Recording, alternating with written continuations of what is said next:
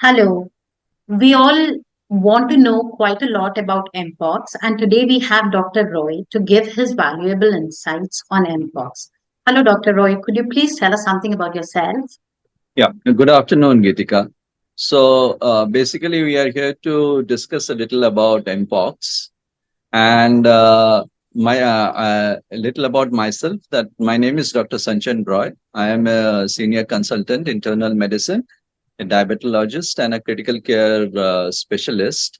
And I work in multiple hospitals, mainly in National Heart Institute in Delhi, Apollo Cradle, and Fortis Lafayette Hospital. Now,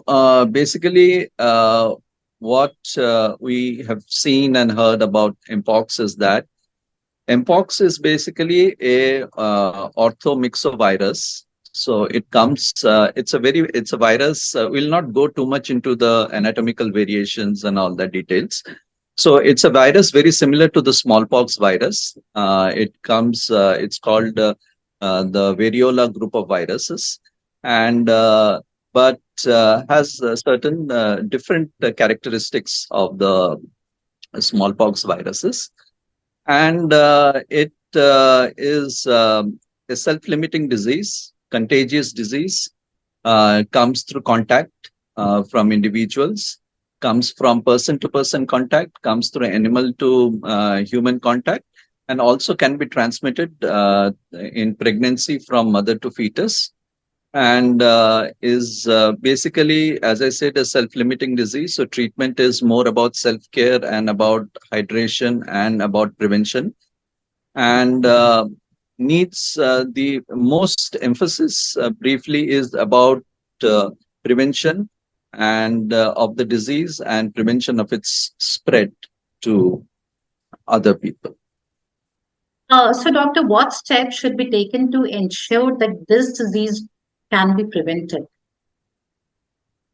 So to ensure that this is prevented, what we need to do first is to understand that this disease process, how it came about, is that this disease has come from basically Western and Central Africa. So this was essentially a Western and Central African disease, and it comes in two types of varieties. One is called a clade 1 and clade 2. So initially, when the epidemic started in 2022, it was the clade 2 epidemic. So the clade 2A and 2B varieties were the most prevalent. This was not too virulent. It was not too infective, and it was a more little benign in nature. But now the recent epidemic is about the clade 1A and 1B variety, which is more infective, more virulent, and can cause more complications. So, to prevent, one must first understand that the symptoms that it causes, and the symptoms are that it presents as a fever, rash, body ache, swollen lymph nodes, rash over palms, soles of the feet, and various other parts of the body. And one needs to, identify individuals with this kind of symptoms. And once one has identified this kind of symptoms, so this mainly occurs among people who have traveled internationally recently, and if they have traveled internationally, so within the last 21 days, they are more at risk of carrying this virus, because in India, the cases are relatively low. There are only 30 cases so far since 2022, and the last case is about in March 2024. The recent epidemic has not produced much of cases. So, the So, moment a person sees these symptoms, the person should approach the hospital. Am I right? yeah, no, before they go to the hospital, they must first learn to isolate the person or isolate themselves. If they have been exposed to the symptom, then there is something called a self-isolation. So they can isolate themselves, And the isolation period is roughly around 21 days till all the rashes which form, it forms big nodular lesions and scabs, and then the scabs fall off. So till all the scabs fall off. So it roughly takes around 21 days. So 3 weeks or so, they need to isolate themselves. They can isolate themselves. They can isolate and uh, the other exposed members of the family, and then they can inform the hospitals. So there are certain notified hospitals by the Delhi government. So around 6 hospitals are there. Three initially were made, and then three more were notified by the government. So they have this isolation rooms, and they have this isolation facilities. So they can be transported then to those isolation facilities, and they can isolate themselves there, where further management and care can be taken care of. Um, are there certain steps that an individual can take to avoid getting Mpox, maybe washing hands or something like that? Yes. Yes. So on an individual level, what we can do is to avoid taking care of, as I said, is to maintain personal hygiene. So personal hygiene is through washing hands, through taking care that we don't, if I mean, if there has been a contact with person to person or skin to skin contact, then we maintain thorough cleanliness by cleaning our hands and any exposed area of the body. And of course, as I said, that we need to be lookout for those symptoms. That if there is a person with those kind of symptoms, suspicious symptoms, where they present with fever, rash, swollen lymph nodes, uh, suspicious symptoms of monkeypox, then they need to be isolated, and then we need to check whether we have any similar symptoms, and we need to isolate ourselves and see whether the similar symptoms are developing. This has a long incubation period. So generally, the incubation period is around 6 to 13 days, but it can take up to 21 days. So sometimes it can take a long time. Doctor, is Mpox fatal? See, Mpox is a self-limiting disease, generally in immunocompetent people. But in immunodeficient people, those people with a weakened immunity, it can sometimes cause people. Now, in some people, it does cause complications. It affects the other organs of the body. It can cause pneumonia. It can cause sepsis. It can affect other organs of the body, and they can have complications due to the involvement of other organs of the body. But this isn't an orphan feature, so there's nothing to be scared of, is it? These are complications which will happen only in certain population of the body, certain population of the people, but it will not happen in every person. Generally, it is a self-limiting disease. But the clade one variety is supposed to have a little higher mortality than the previous clade two species. So that is why that there is a little concern about the clade one variety. So it is better to get to maintain prevention, to maintain personal hygiene, and to get vaccinated wherever it is possible. Is there a vaccination available for Mpox? Yes, there is a vaccination available. So there are actually two vaccines available, of which actually one vaccine is the prevalent vaccine. But the vaccine is available in US and other Western countries. It's called the Jynneos.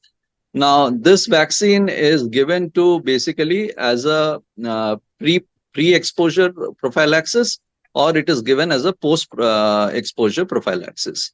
As a pre-exposure prophylaxis, it is given to certain groups of people who are at a high risk. So, healthcare workers who deal with Mpox cases, uh, people with multiple sexual partners, Then certain categories of people who deal with Mpox patients. So certain high risk categories of healthcare workers and other patients are the ones who are given pre-exposure prophylaxis. Post-exposure prophylaxis is given to patients who come in contact with anybody who has been diagnosed as Mpox. Do we have vaccine in India for Mpox? We don't have a vaccine in India available at present. The Serum Institute of India in Pune is trying to manufacture a vaccine of indigenous vaccine of our own. The Jynneos vaccine, which is available, is not yet available in India, but India is trying to procure it with in combination in combination with Denmark. But as of now, the vaccine is not available in India. So, doctor, can Mpox cause a situation like COVID in India? Can Can Mpox cause a situation like COVID? Like well, during the huh. COVID, we had a Now, breakdown. Does Mpox also have that kind of a potential to lead to a complete breakdown? well, see, for comparison, COVID and Mpox are very similar kind of diseases which can spread as far as transmission is concerned. They can spread from one person to another person in a very similar manner, and they have a very high transmissibility rates. But yes, COVID is a much more virulent disease, and COVID was much more had a much more higher mortality. But Mpox is a much more self-limiting disease. And as I said, the cases in India so far are much lesser, much less. It's mainly a disease which is from Central Africa, Sweden, and in many other European countries, some of the European countries, and as such. So it's basically still relegated to these countries. The cases have come mainly through international travel. Now, if we manage to regulate and have our preventive guidelines in place, then definitely it will not cause such kind of pandemics like situation like COVID. Thank you so much for your valuable insights, Dr. Roy. Would you like to add something else about Mpox? See, nothing much except that we need to be aware because one of the chief things about whether we take COVID or we take Mpox or we take any kind of disease is very often the stigma attached to this kind of diseases. So very often we need to leave the stigma out, and we need to understand that if somebody presents with a symptom, then they must isolate and they must inform and notify the authorities regarding that. Because if we don't do that, then we are actually transmitting the disease in a much more frequent rate.